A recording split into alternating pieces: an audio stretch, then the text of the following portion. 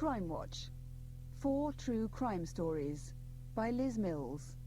Read by Sue Cook. A Murderer's Game. The production office of Crimewatch UK, a monthly television programme that regularly draws an audience of 11 million people, is large, open-plan and modern. It looks out on the traffic jams of Westway, one of the main highways leading into London. For part of the month, the place is tranquil, as directors and researchers are out of the office filming on location. But as the night of the programme approaches, the office is crowded. Presenters and the production team huddle over their computers, tapping in the scripts. Researchers telephone police incident rooms to verify details of cases new and old. Filmed reconstructions are previewed, edited and scripted. On Thursday, 20th of February 1992, the Crimewatch studio was tense. The programme had been approached by the Assistant Chief Constable of West Yorkshire Police and asked to make a special appeal to assist its search for a killer. This is the story of a man who committed one of the most chilling series of crimes of the century. It began in Leeds, West Yorkshire, in the summer of 1991. Julie Dart was born in Leeds on the 1st of March 1973. She was an attractive girl with long dark brown hair. While she was still at school, she met Dominic. They became engaged when Julie was 17 and moved into a flat together. Their relationship lasted 3 years.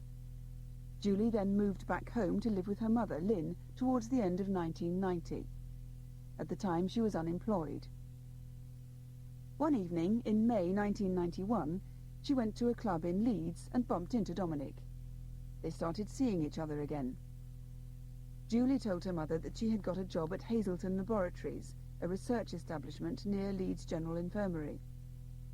She didn't mention that she was seeing Dominic again, as Julie had once hinted that he was violent towards her, and Lynn wanted her daughter to have nothing further to do with him. So when Julie went out for the evening and didn't come home, she would claim that she'd been with a girlfriend. On Tuesday the 9th of July, Julie and Dominic were together at his sister's house. At about 7:45 p.m, Julie said that she had to go to work. She called Dominic later that evening, around 9 o'clock, to tell him that she'd be spending the night at home. Julie had rung her mother that afternoon and explained that she'd be working until 11. She added, "If you want to go to bed, you can, but leave the door open." These were the last words that Julie spoke to her mother. When Julie didn't appear the next day, Lynn Dart wasn't unduly alarmed. However, when 2 days had passed and there was still no sign of Julie, she became very worried. On the morning of Friday, the 11th of July, Dominic received a letter. It was from Julie. It began, "Hello, Dominic," and continued, "Help me, please. I've been kidnapped. Please go and tell my mum straight away."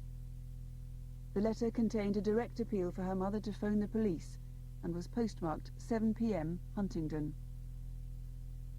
Before Dominic was able to reach Lynn, she had tried to contact Julie at work, but of course no one at the laboratories had heard of her. Lynn went straight to Gipton police station, near her home, and reported Julie missing. Coincidentally, that same morning, Friday the 11th of July, the police had also received a letter postmarked Huntingdon, and because of its content, had sent it on to the Vice Squad at Chapeltown police station. It read, "A young prostitute has been kidnapped from the Chapeltown area last night, and will only be released unharmed if the conditions below are met." The writer demanded a ransom of £140,000 and gave strict instructions about how the money should be bundled up. Fingerprints taken from the letter sent to Dominic and from Lynn's house established that it had indeed been written by Julie, although much of its content and language were provided by somebody else. Detective Superintendent Bob Taylor, who was put in charge of the case, decided that the police must move quickly to raise the money demanded by the kidnapper. The operation began. 5 days later, on the Tuesday evening specified in the ransom letter, a woman police constable was in place at a Mercury phone box at Birmingham's New Street station when the phone rang. She picked it up, but the line went dead. She waited for 20 minutes, but when nothing happened, the operation had to be abandoned. On Friday the 19th of July, the police began to prepare a press statement. Little did they realise, though, that as they were doing so, nearly 90 miles away in Lincolnshire, a farmer had discovered a body. The next day, Saturday, Lincolnshire police circulated the information to all forces. Detective Superintendent Bob Taylor was working that weekend and rang the Lincolnshire incident room. A post-mortem had already been done, and fingerprints from the body were compared with those of Julie Dart. They matched, and by 5:30 p.m. the police had a positive identification. Preliminary examinations did not reveal a certain cause of death. The pathologist recalled there were some injuries to the skull consistent with being caused by an instrument such as a hammer, but they were not convincing causes of death. He gave the earliest possible time of death as sometime after 6:30 p.m. on Wednesday the 10th of July. The sheet and rope wrapped around the body provided two important clues. Tapings from the sheet revealed a number of extraneous fibres, in particular yellow wool and brown nylon fibres that seemed to have come from a mustard-coloured carpet. The rope was an unusual colour, and it too bore fibres similar to those found on the sheet. 3 days after Julie's body had been found, on Monday the 22nd of July, the police received another letter. This one carried a Leeds postmark, and the envelope was marked Re Julie Dart. It began, "Words will never be able to express my regret that Julie Dart had to be killed." The letter went on to describe precisely how Julie had been murdered, yet this information had never been released to the press. There was no doubt now that the writer of the letters was the killer, and the police felt sure he could kill again. The murderer continued, "I still require the same monies as before under the same conditions. If you want to avoid serious fire damage and any other prostitute's life, to contact me, place an ad in the Saturday's Sun newspaper personal column." 3 days after the advertisement appeared in the Sun, another letter came, postmarked York, 29th of July, 1991. It acknowledged that the ad had been seen, warned that another hostage would be taken, and set another date for the handover of the money. It also told police to expect a phone message at 8:30 p.m. on Tuesday the 30th of July at a public phone box at Leicester Forest East service station on the M1. The police again followed the instructions carefully, but unfortunately when the message came through on the phone, the courier could not understand it because of the noise of background music. The next day another letter was received, this time postmarked Coventry. It said, "No go last night, was not free Monday afternoon. Next week I will definitely be free Monday and Tuesday, so we'll have no problem with hostage or incendiary. Bye, ring Tuesday." On Tuesday the 6th of August, the police waited for the call, but it never came. Instead, yet another letter arrived, postmarked Nottingham. It said, "Could not make it Tuesday evening due to the fact that there was no suitable hostage in the Huddersfield red light area on Monday evening," and promised a further call on Wednesday the 14th of August at 8:15 p.m. At the appointed time, a WPC was again in place at Leicester Forest East. The phone rang, and a male voice spoke. "I am going to have to tell you where to go because my tape recorder's broken." The WPC listened carefully, then set off along the motorway towards the next rendezvous. As planned, the call came through. The man was brief. He said, "Hello, it's me again. Problems. I'll have to ring you back in half an hour." The WPC waited. At 10:30 the phone rang and she picked it up. But it just kept ringing. The cradle had jammed. The man did not ring back. However, the next day the police had another lead. A workman was collecting debris on the southbound carriageway of the M1 near the Barnsley turning at junction 37, when he saw a white-painted brick with an envelope attached to it and a cylindrical plastic container coloured grey and silver with two small red lights on the top. He was immediately suspicious and called the police. Detective Superintendent Bob Taylor recalled, "It soon became obvious that these objects were connected with our man, and when we visited the scene, we realised that this was where he had planned to get the money. He was going to stand on top of the bridge and lower a dog lead for the WPC to attach the bundle of money to. He was then going to haul the money up and make good his escape from the lane at the top of the embankment. On the 20th of August, the police received another letter. It was postmarked Grantham and dated the 9th of August, 1:15 p.m. It said, "Game is now abandoned. You will have to file your papers until I try again." The police now had a number of clues to work from. The white brick found on the motorway was extremely unusual, in that its dimensions did not conform to normal brick sizes. The suspect device found with the brick had been coated with an unusual silver paint. The other clues, apart from the forensic leads, came from the letters themselves. They'd been posted in Yorkshire and around the Midlands, so the sender obviously had time to travel, and several words were consistently misspelled. It was now the end of August 1991. The police were desperate for as much publicity as possible, and in mid-August they had approached Crimewatch and asked for a nationwide appeal. The time had come to pull everything together in a bid to flush out the killer. A full reconstruction was broadcast on the 12th of September. It outlined the last few days of Julie's life, described the clothes she was wearing, and appealed for anyone who had seen her to come forward. Finally, details of what the killer himself might be like were revealed to the public for the first time. As a result of the programme, a prostitute rang to say that she'd been with Julie that night in a pub called the White Swan, and that this was where she had made the call to Dominic. 2 more prostitutes were traced, and the police discovered that Julie had eaten a kebab with one of the girls and then gone off on her own. This was the last time anyone had seen her. Just over a month later, on Thursday the 17th of October, the police received another letter. The postmark was Huddersfield, and it began, "As you are nowhere near on my tail, the time has come to collect my £140,000 from you. I do not get any bigger sentence for 2 murders, and prostitutes are easy to pick up. On Wednesday the 21st of October, the same WPC will be at the phone box on platform 3 of Carlisle Station, bottom of ramp, at 8 p.m. for message recorded at 9:15 p.m. In fact, the 21st was a Monday. In view of this error, arrangements were made for the courier to be in place on both Monday and Wednesday, but nothing happened. Meanwhile, in London, a letter had been received by British Rail. It said, "Unless we receive a cash payment of £200,000, we shall cause the derailment of an express train." In the course of routine inquiries, the regional crime squad working on the Dart case contacted the Metropolitan Police and learned of the blackmail threat. The ransom dates coincided with those specified by Julie's murderer, and there were similarities in the letters. In the circumstances, the Metropolitan Police decided not to refuse payment, but to defer their operation for some days. However, the threat was renewed in another letter postmarked Nottingham.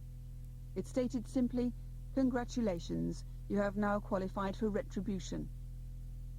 Nearly a week later, a broken concrete block, a piece of sandstone and some rope were found on a piece of railway track near Millmease in Staffordshire.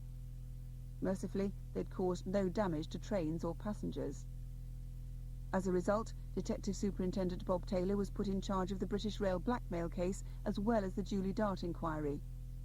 He was quite unprepared for the next turn of events. On Wednesday the 8th of January 1992, a man calling himself Mr. Southall visited Shipways estate agents in Birmingham to collect property details. He later made an appointment with one of Shipways' employees, Stephanie Slater, to visit 134 Turnberry Road on Wednesday the 22nd of January. That morning, as Stephanie opened the front door of the house for Mr. Southall, she thought he looked anxious. He was wearing thick black glasses and had a badge with a train on it pinned to his jacket. He showed little interest in the property, downstairs or upstairs, but as Stephanie was about to make her way back to the front door, she heard him call, "What's that up there?" She saw him pointing at the bathroom ceiling above the bath. As she looked up at the ceiling with her back to him, she heard him say suddenly, "All right," in a deeper and harsher voice than he had used before, and Stephanie turned to find him standing with both hands raised and extended towards her. He had a knife in his left hand and a chisel or file in his right hand. A struggle followed, and Stephanie ended up in the bath. Southall tied her up and took her car keys from her coat pocket. Blindfolded, she was forced out of the house, down the garden path and into the garage, where he had hidden his car. The time was now 11 a.m. He started the engine, and the radio came on automatically to Radio 2. The car smelled of oil, petrol, and damp rags. They drove for about half an hour before the car stopped, and the man said, "We're going to make a tape for your boss. What's your name?" He ungagged her and got out a tape recorder. Stephanie repeated the message he had written for her. "This is Stephanie Slater. The time is now 11:45. I can assure you I'm okay and unharmed." The message went on to inform Kevin Watts, Stephanie's boss, that she'd be released if instructions were followed, that he would need an ordnance survey map, that he alone must act as the ransom courier when the time came, and must use his own car. Once the message had been recorded, the man got out of the car to telephone Shipways and to post the tape, together with a letter he had written. Back at Shipways, the call came through. The man's voice said, "Stephanie Slater, she's been kidnapped. There'll be a ransom note in the post tomorrow. Contact the police or anybody and she'll die." Kevin and a colleague went straight to the house in Turnberry Road. Stephanie's car was still outside, and Kevin saw the keys to the house on the floor. When he returned to the office, he telephoned the police. Immediately, a news blackout was effected, because for as long as Stephanie was held hostage, her life was in danger. A special tape recorder was set up to monitor incoming calls to Shipways, and at about 3 p.m. a call came through. It convinced everyone that this kidnap was no hoax. The message was simple. "Stephanie's dropped her keys in the hall, so go and lock it up." The final part of Stephanie's journey that day began at about 4 p.m. She recalls, "We travelled at around 50 miles an hour for at least an hour before I was aware of the car making a slight left turn off the road onto a dirt track. He got out, and I heard the sound of keys rattling and a heavy metal door being pulled open a little. I could hear a scraping sound, as if metal were being pulled against metal. The floor surface changed from loose dirt to stone. I walked for about 40 feet before being sat on a hard wooden chair. Then he said, 'We're going to have to change your clothes. I've got some others here for you to wear.' Stephanie was then handcuffed at both the wrists and ankles. Her kidnapper said, 'I'm going to put you in a box within a box, and that will be where you sleep. I hope you're not claustrophobic.' The box was a wheelie bin sawn off at the bottom and extended with a wooden box that he had made. Stephanie could not get into the lower half of the box without a great struggle. She recalls, "I lay on one hip with the other pointing up and my knees slightly bent. Then he took hold of my wrists by the handcuff chain and tied it above my head to what I believe was a metal bar. The man said, 'Don't pull on the bar because there are boulders above you. If you pull on the bar, you'll pull them down and crush yourself.' Meanwhile, because the kidnapper had warned that there'd be instructions in the post, detectives got rare consent to intercept the mail for Shipways. The tape was found in the early hours of Thursday the 23rd of January, and later that day Stephanie's parents confirmed that the voice was indeed that of their daughter. Almost from the beginning, detectives were looking at possible links with other similar cases. Detective Superintendent Bob Taylor reviewed the details that had emerged. A neighbour had seen the man standing on the pavement waiting for Stephanie. She recalled that he wore a railway badge on his jacket and looked away when he thought he had been seen. Someone else had seen a red Metro revving up outside the house. This type and colour of car had been seen in connection with Julie Dart. The witness remembered that the man was in his 50s and about 5 feet 2 inches tall. The letter that the police intercepted with the tape was similar in several respects to the other letters received. On Sunday the 26th of January, a call came through to Stephanie's father, Warren, at 2:11 p.m. "Is that Mr. Slater?" asked a man's voice. "It is." "Just listen," the man said. Warren Slater then heard another voice, one that he recognized instantly. "Hello, Stephanie here. They've allowed me to make a message to you just to let you know that I'm all right. I'm unharmed. I happened to see West Bromwich Albion lose yesterday to Swansea 3-2. I'll always love you. Look after the cat for me. Now the police felt they had no option but to prepare a ransom. Stephanie's employers, Shipways, had agreed to put up the money. But the biggest dilemma was whether they should accede to the kidnapper's demand that her boss, Kevin Watts, should act as courier. Kevin was 34 and married with 3 young children. The police explained that his proposed role was a dangerous one, but he was determined to do the job. Everyone was gearing up to Wednesday the 29th of January, the day the kidnapper had demanded that the ransom be paid. That afternoon at 3:23 p.m, the phone rang at Shipways. A man's voice said, "Hello, Kevin Watts?" "Speaking." "Have you got it?" "Yes, I have," Kevin said. "Go to Glossop Station. There's a telephone box inside the entrance hall, and you'll get a further message at 7 o'clock. Kevin was now ready to begin his long and arduous journey. The weather had been horrific, dense freezing fog, and the drop was going to be in the dark. His car was fitted with a 2-way radio, and he had a transmitter. The microphone would relay his voice back to headquarters, so it was important that he repeated every instruction when he got it. Wearing a bulletproof vest, he set off up the M6 towards Manchester. The police teams were all on standby, ready to go at a moment's notice. Kevin pulled into Glossop Station and approached the telephone kiosk. The phone rang. "Kevin Watts," he said. The caller said, "Leave the station, go right down to the crossroads. You'll see a telephone box. Inside, you'll find a message underneath the parcel shelf which will contain instructions." Kevin walked out of the station. When he got to the phone box, he fumbled about looking for the note. Eventually he found it and read it out loud. Back at the control room, Detective Chief Superintendent Mick Foster was briefing detectives with a map. "He's been sent over the top of the Pennines to Yorkshire, just south of Barnsley. There he's to turn right onto the A629, where he'll find another message in a telephone box about 1.5 miles down the road."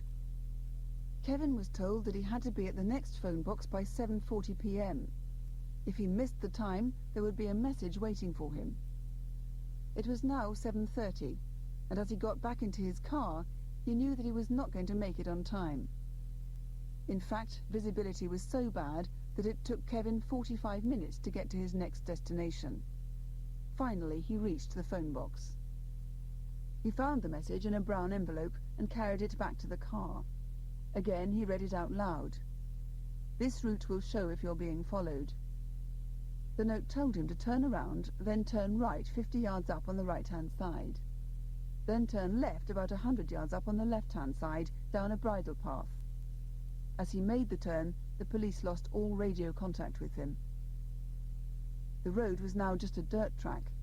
Kevin was frightened that the car might break down. As he drove, he was thinking aloud, hoping that the police could pick up exactly where he was.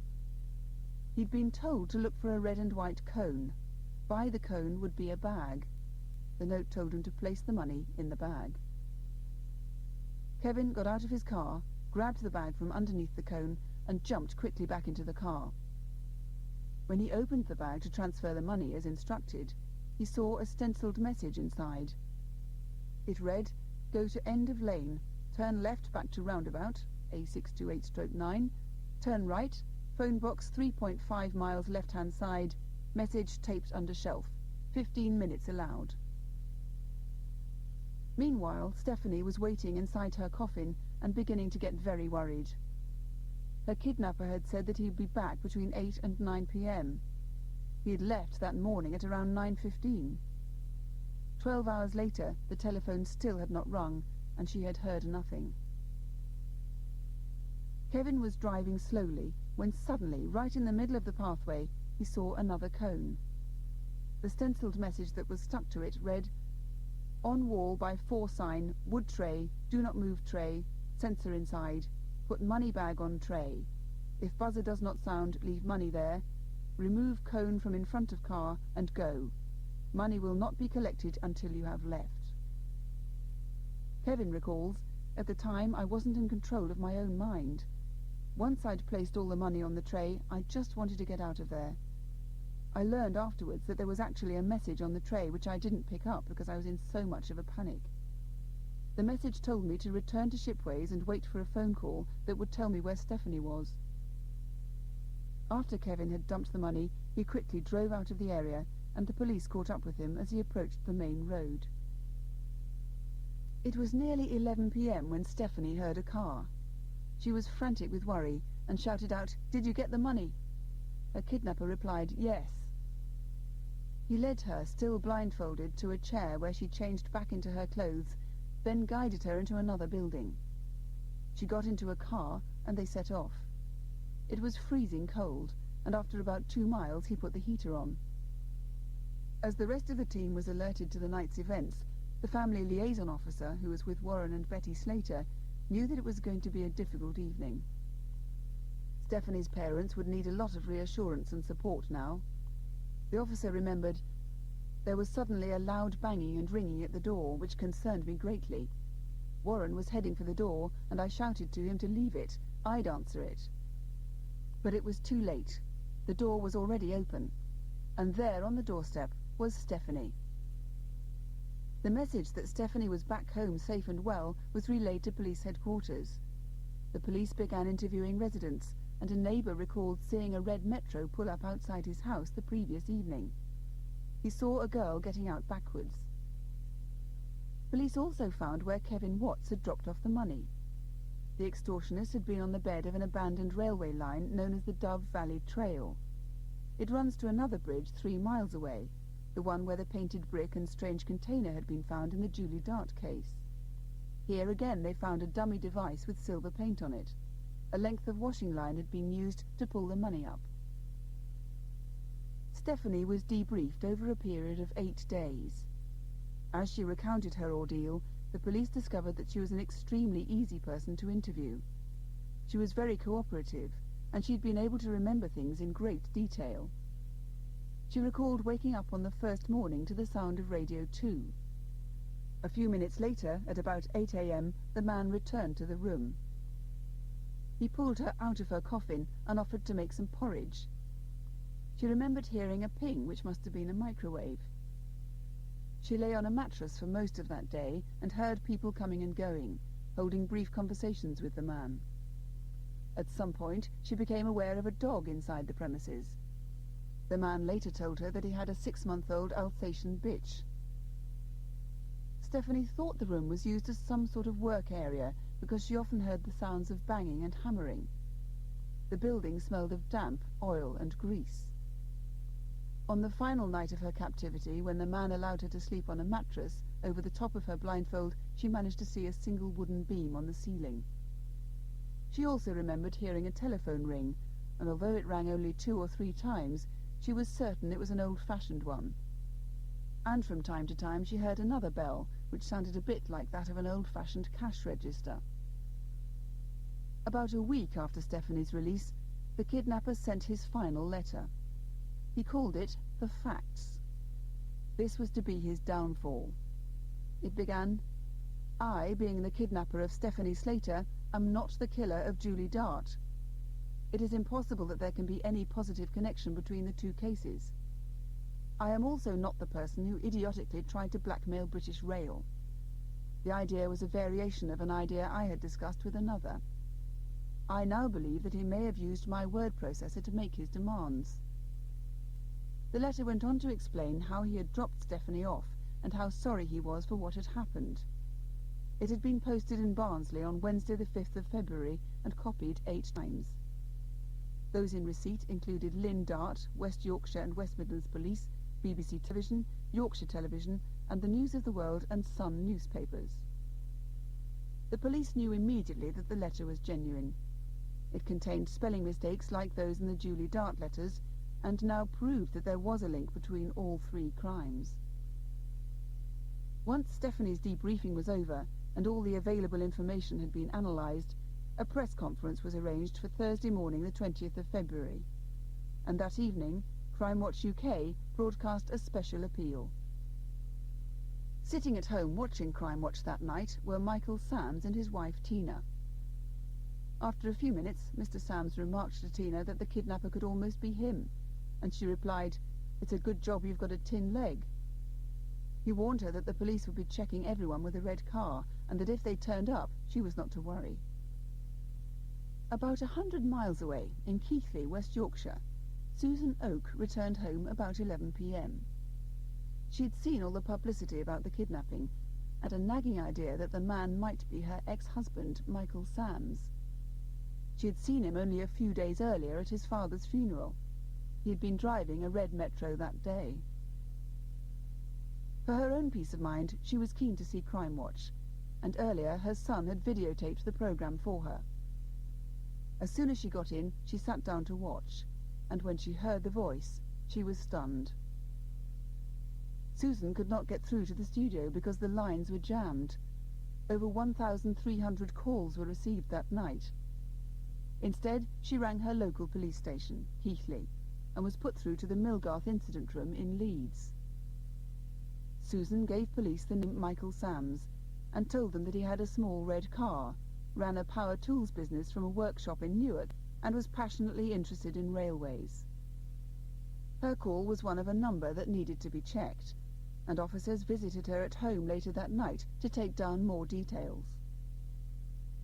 The next morning, Detective Tim Grogan and Detective Constable Greenwood drove for about an hour before they arrived at Mr. Sam's home, Eve's Cottage in Sutton-on-Trent.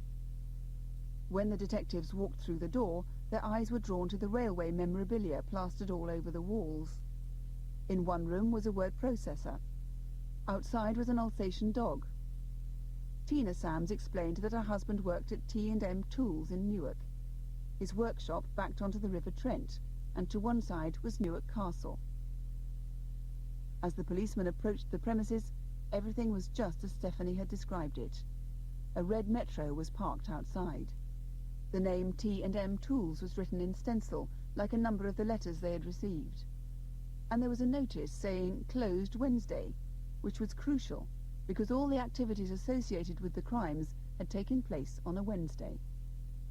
To enter the premises, they had to open a heavy wooden door that was on sliding metal runners, again, just as Stephanie had remembered. Inside was a large room divided into sections, a front showroom, a counter area, a small utility room, and at the back, a dark, dingy storage area. Above, on the ceiling, was a single wooden beam. The detectives saw an old telephone, a microwave, and a radio tuned to Radio 2. The only thing that was not apparent was the old till that Stephanie had heard. But then a door opened, and they could hear the bell. Michael Sams was arrested and taken to Newark Police Station. Once inside, he confessed to kidnapping Stephanie, but denied the murder of Julie Dart. Michael Benjamin Sams was born in Keighley, West Yorkshire, in 1941. He went to Riddlesden Church of England School, where he excelled in most subjects except English. His spelling was poor, and it was later believed that he suffered from dyslexia. He passed the 11+ exam, and after gaining O and A-level passes, went on to study at Hull Nautical College. When he was 19, he joined the Merchant Navy and spent 3 years travelling the world. In the early 1960s, he returned to Keighley, where he met and married his first wife, Susan Oak. And in 1967, he started his own central heating business. During the early 1970s, Michael Sams was struck by a sudden illness. He seemed to undergo a personality change, and furious rows followed. As a result, the marriage came under considerable strain, and 3 years later it ended in divorce. Around this time he was charged with driving a stolen car and imprisoned. It was while he was in prison that he started seeing Jane, whom he later married. That marriage lasted 3 years. Subsequently, the Black & Decker tool company for which he worked was reducing staff in Leeds, and Michael Sams was asked if he would consider moving to Birmingham. He was happy to accept the transfer. Once he had moved, he met Tina, who was to become his third wife. Then he set up his own company, Peterborough Power Tools, and later T&M Tools in Newark. As soon as Michael Sams was arrested, his workshop was sealed off and the long search for forensic evidence began. Detective Superintendent Bob Taylor recalls, "It must have gone through Sam's mind that we were going to find evidence that would link him with the Julie Dart murder, because next morning he called for the interviewing officers and changed his story. He said, "One of the things I said at the start that no one has picked up is that the £20,000 was for another's help." The police did not believe this new tale.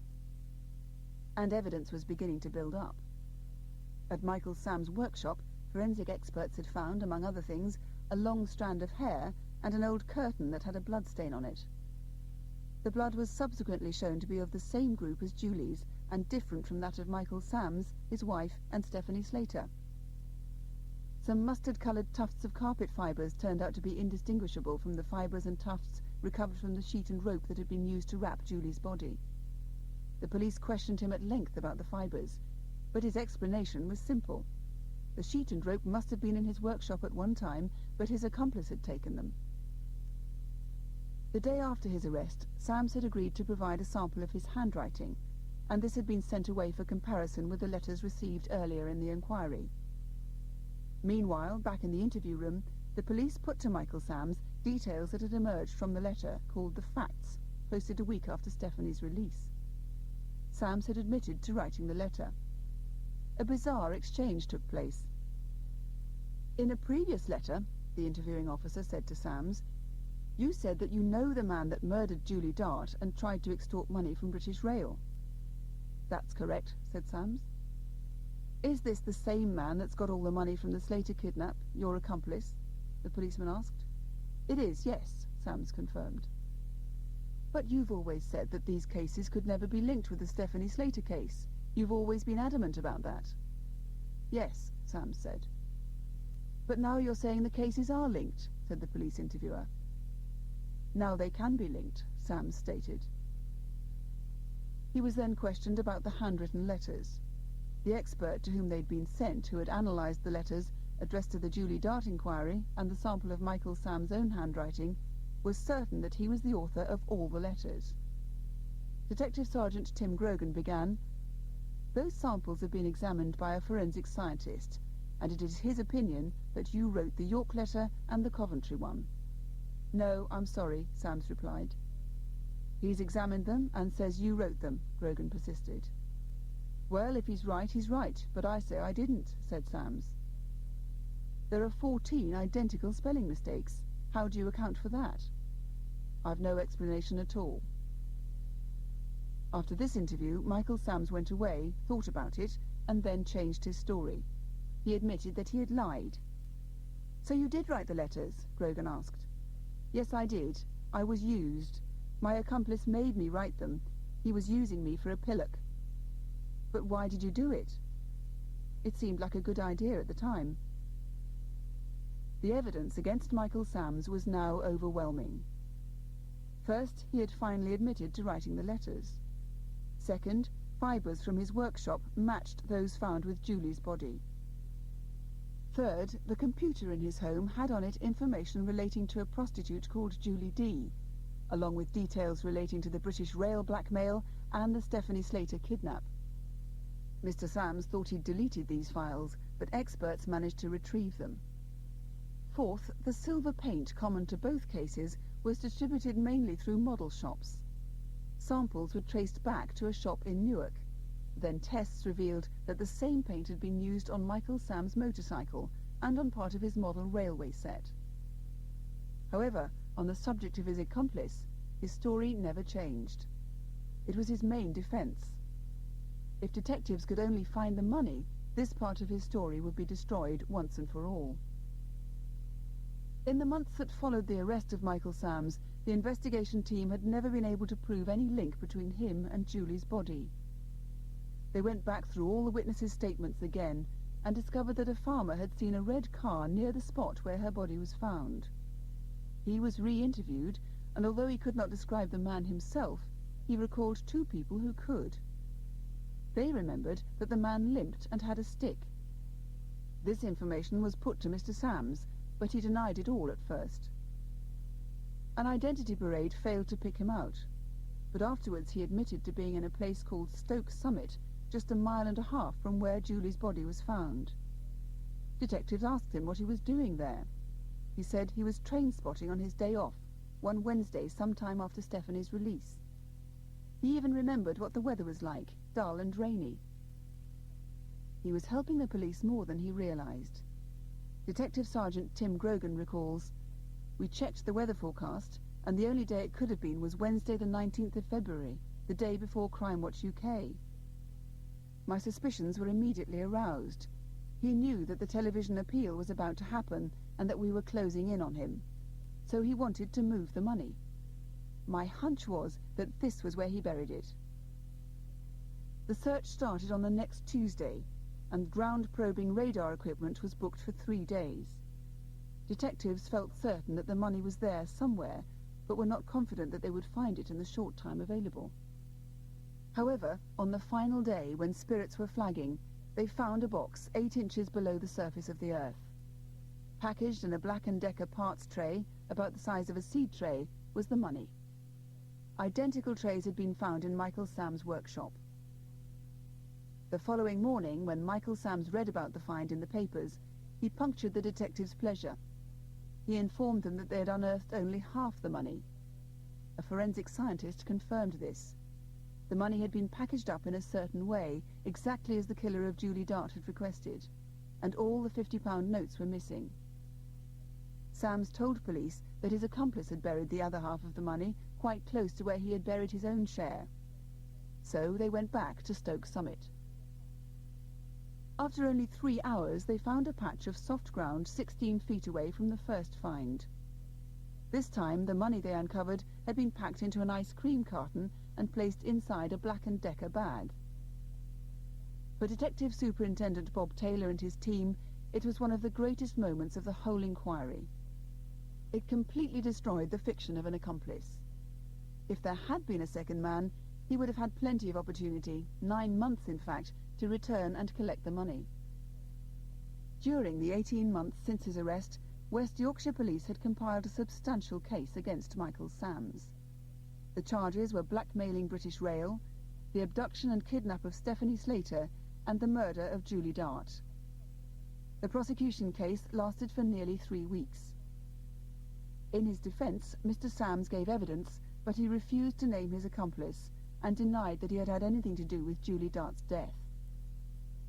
On Thursday, the 8th of July, 1993, after retiring for just 3 hours, the jury returned their verdict. Michael Sams was found guilty on every charge and given 4 life sentences. Once in prison, just 4 days after the trial, he finally admitted killing Julie Dart. He had seen a picture in a newspaper that showed Lynn Dart beside her daughter's grave, but the headstone had no date. Sams wanted to record what had happened to Julie and the date on which he had killed her. He showed no remorse. End of Side 1.